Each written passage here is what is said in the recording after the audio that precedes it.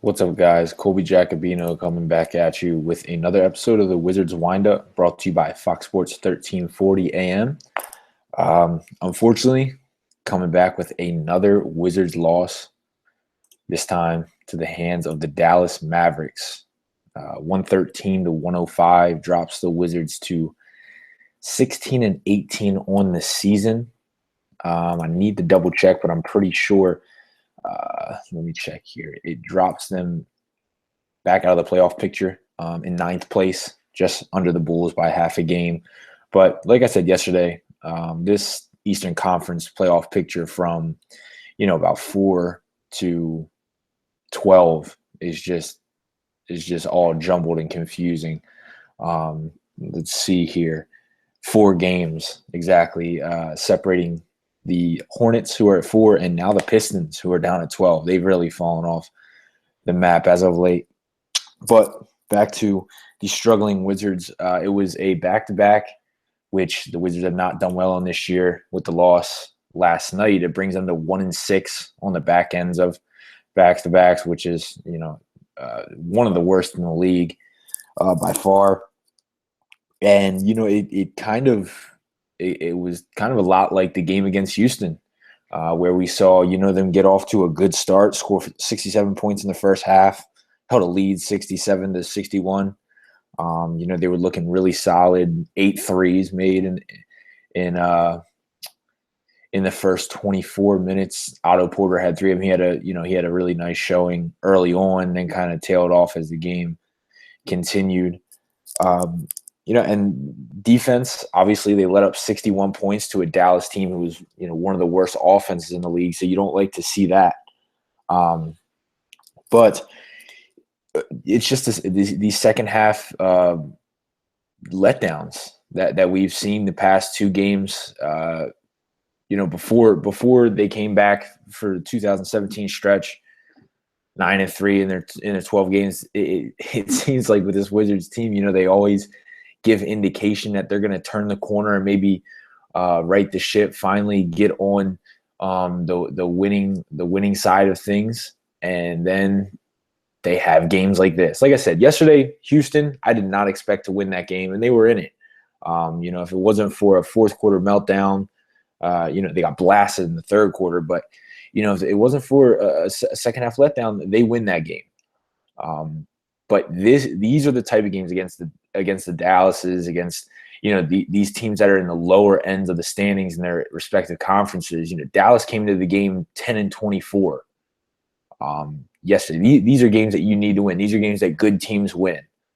Now, nobody's saying that this Wizards team is a good or a great team. They're on the brink of being a playoff team, if that. In the end of November, early December, they were down, in 13th place of the Eastern Conference. So, in no way, shape, or form am I saying that this team has the expectations of a team that could, is playing for the 5th seed or something realistic. They're going to be a team that, at the end of the day, is trying to challenge for, maybe the last spot at 8, possibly 7th. It all depends how these Eastern Conference teams play themselves out the rest of the way. But they need to stay in striking distance. And with games like this, it only makes that that chance that much harder. I just want to focus on the second half for a second. Dallas outscored them by 14, 52 to 38 total. Harrison Barnes finished with he's been on a hot streak. He had a great game.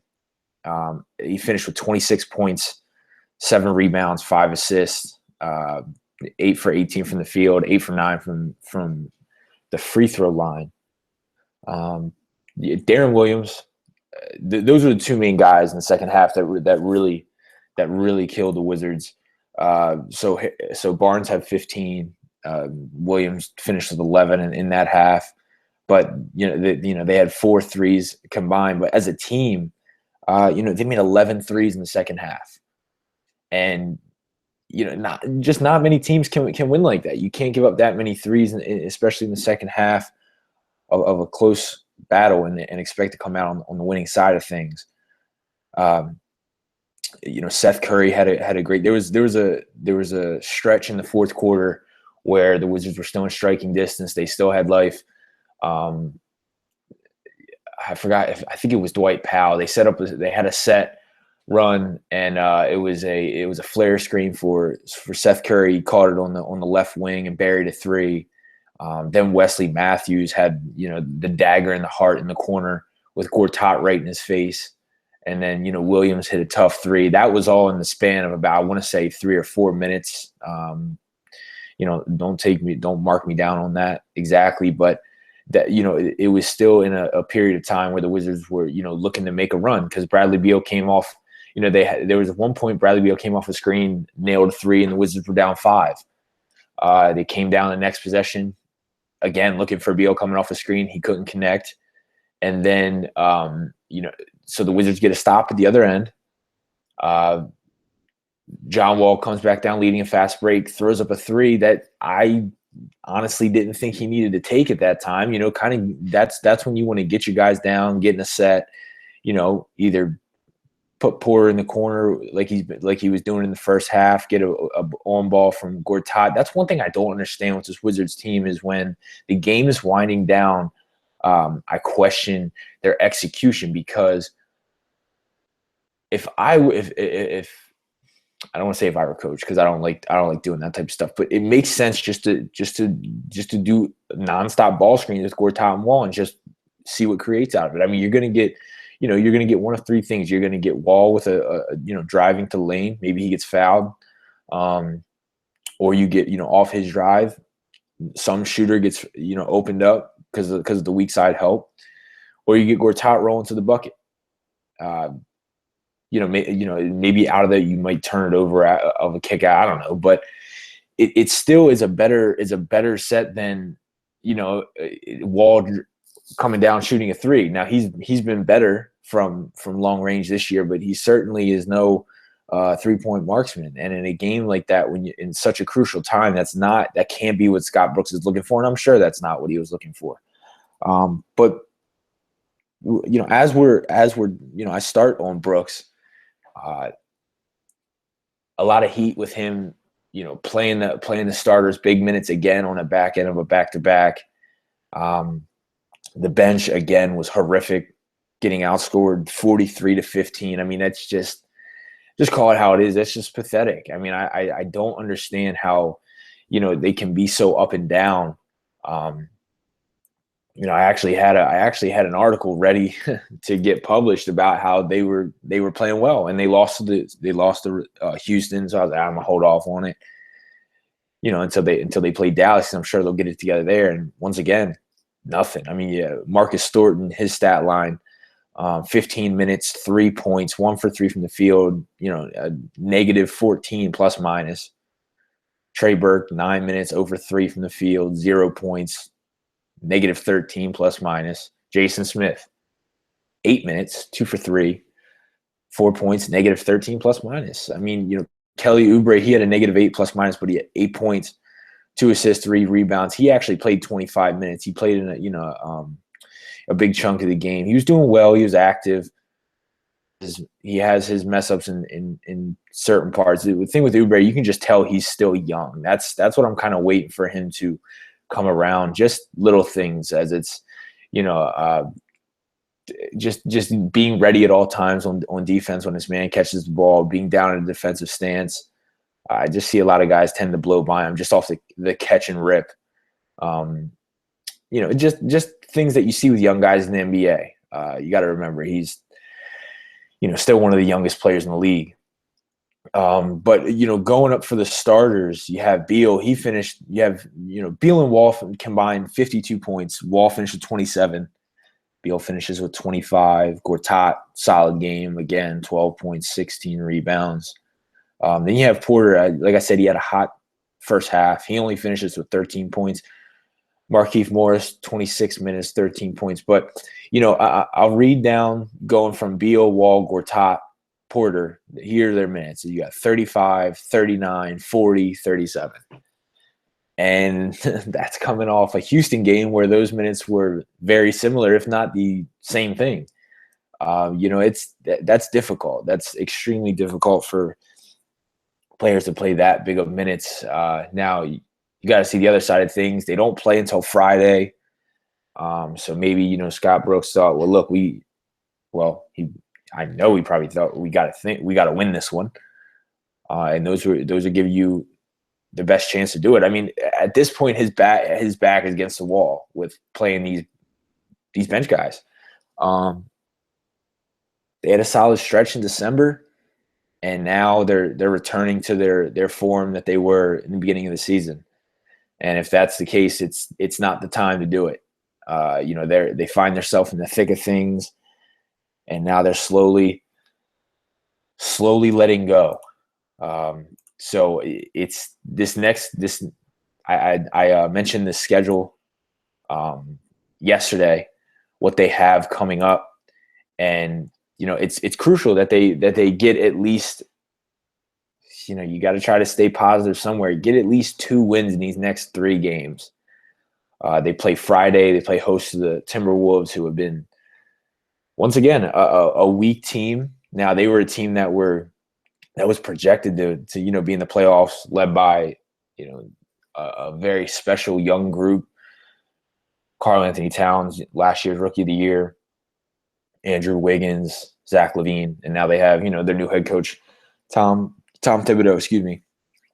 And it just doesn't seem like they are taking Thibodeau's words the way that he wants it, his philosophies. He's kind of an old school type of coach with the defense, and he's another guy. He's playing the starters big minutes. The thing to watch here is, you're going to be watching 2 of the worst benches in the league, the bottom 2 in terms of scoring. So it's going to come down to starters, whose starters are better. If I had to choose, I would go with the Wizards. Yes, the Timberwolves do have some young special talent, but the Wizards have the certified stars to do it in John Wall and Brad Beal. And then Sunday they travel to Milwaukee. That'll be a tough one, but they've beaten the Bucks this season already, and then they host the Bulls Tuesday. So, you're looking at these next 3 games, and you got to say that they have to win at least 2 of them. And that if they go 2-1, that still puts them a game below 500, which isn't necessarily where you would like to be. But trying to stay positive, glass half full. Things were a lot worse for this team just a few weeks ago. Just trying to find some more kind of stats to throw at you guys while we are here. There's not a whole lot. There's not a whole lot you can take from this game, I think, because it was a back end of a back-to-back. Everybody knows those things are horrible, and people have voiced their opinions plenty of what the league should do about them spacing them out.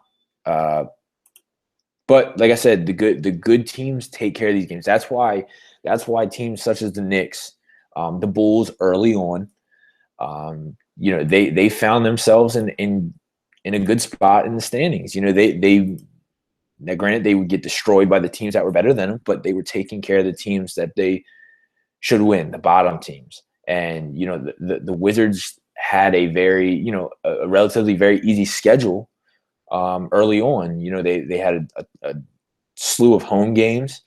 And now, the second half of schedules, the majority is going to be away. And, as we know, the loss last night brings them to 3-12 on the road. So something's got to get fixed. Definitely. I mean, I don't want to say it's time for panic mode, because that button has already been pushed. So I guess they are already in it. But, it had eased when they went on their little run through December. But Timberwolves are another team that they should win. They're 14th in the West, 11-24. They're 5-12 on the road, so they struggle there as well. 4-6 in their last 10.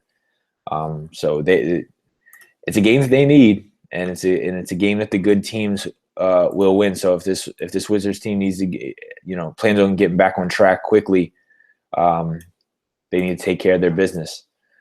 So That's all I really have for you guys today on that game. In other news, John Wall, Eastern Conference Player of the Month. He got rewarded the Player of the Week, and now he got rewarded Player of the Month. And just outstanding play from John Wall, and you can't really expect anything less. A guy that just gets, in my opinion, overlooked by the league just because the Wizards aren't a really nationally relevant team. They don't get a lot of national TV games, stuff like that. I have a lot of people come to me about Wizards stuff just because they know I'm, heavily invested in them and whatnot. And I just say, if you ever have a chance to watch the Wizards, you won't be disappointed with watching what John Wall does. His final stats, his final numbers for the month of December: 24.5 points, 10.7 assists, 4.4 rebounds, shooting 49.1% from the field, 81.4% from the free throw line. Still struggling from three, 30.4%. But led the Wizards to a 10-5 record and ultimately a turnaround that got them once again back in the playoff picture. I have rambled on too long, so I'm going to sign off here. Please be sure to visit the site foxsports1340am.com for stuff on all sports. We got a lot of college football stuff going on right now with the playoffs, NFL, a lot of news coming out with coach firings, or if you're a local person with the Baltimore Ravens, John Harbaugh bringing back his same offensive and defensive coordinator, kind of getting a lot of fire about that. We have some college basketball stuff going on. So they have you covered there for all your sports needs. For me, you can follow me on Twitter at Colby G Hoops. I will be back with you guys. I know I said we would have Josh, my guy Josh Vinson, on here with us for this episode. We have crazy schedules nowadays, so we're going to try to get him back on for the Timberwolves. So we're either going to do a preview or a post game for that one, and then just a look ahead on the 16th. Me, Josh, and I will be in attendance down at the Verizon Center when they host the Portland Trail Blazers. We're going to do some Facebook Live stuff before the game, so definitely be on the lookout for that. Tune in, ask some questions. But for the Wizards Windup, Fox Sports 1340 AM, this is Colby Jacobino signing off.